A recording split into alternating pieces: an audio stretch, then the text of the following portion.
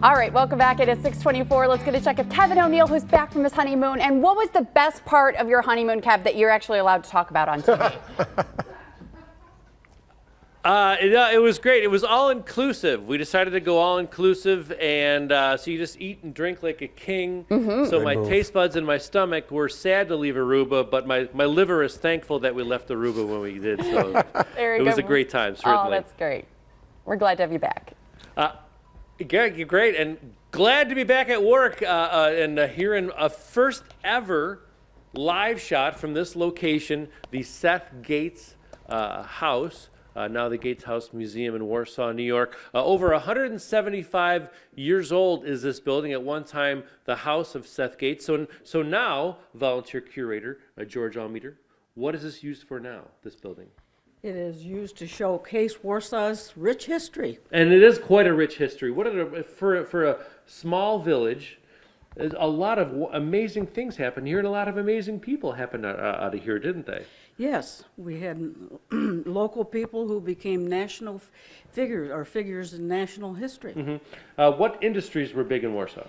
Well, early, probably the biggest industry was the 1870s to the 1890s, which was the salt industry. Salt, interesting, but not mines. Right, they were all wells. Salt wells. And All right, I never heard about that. And there were 13 salt wells around the Warsaw area, and they produced, well, eventually they say Warsaw was the #1 salt producer in New York State. And they invented a technique?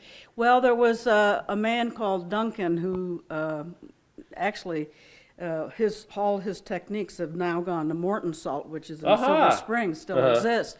But originally it was invented here, and it was a process for evaporating salt.